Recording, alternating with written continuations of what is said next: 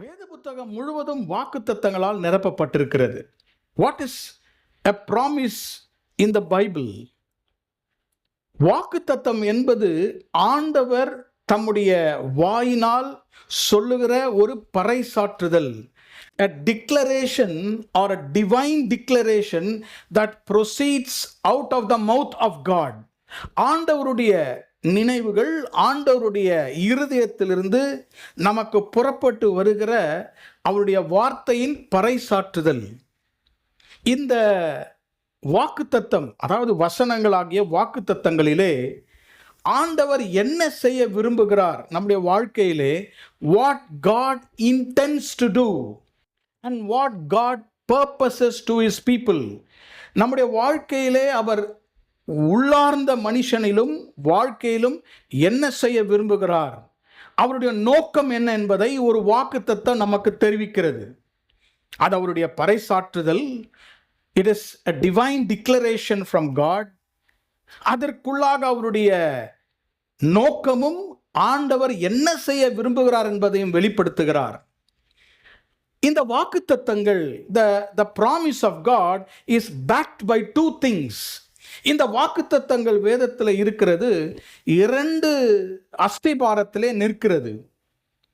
ஒரு அஸ்திபாரம் என்னவென்றால், it is guaranteed by the character of God. ஆண்டவருடைய குணத்தின் மேலே இந்த வாக்குத்தத்தங்கள் அஸ்திபாரமாக ஸ்தாபிக்கப்பட்டிருக்கிறது.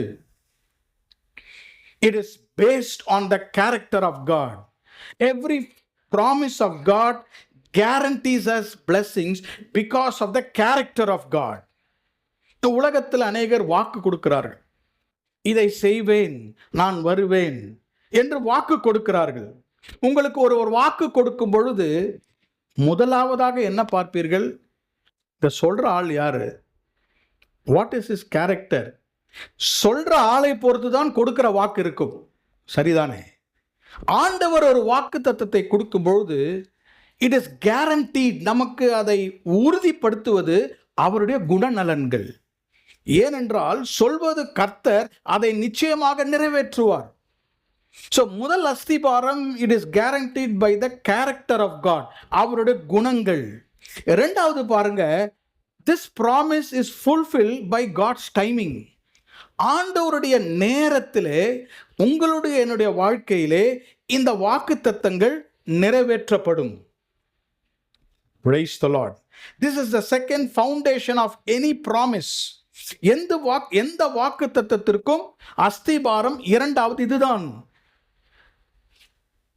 அவருடைய வாக்குத்தத்தங்கள் நம்முடைய வாழ்க்கையிலே சூழ்நிலைக்கு ஏற்றவாறு, நேரத்துக்கு ஏற்றவாறு, கர்த்தருடைய நேரத்திலே அவருடைய வாக்குத்தத்தங்கள் வந்து பலிக்கும்.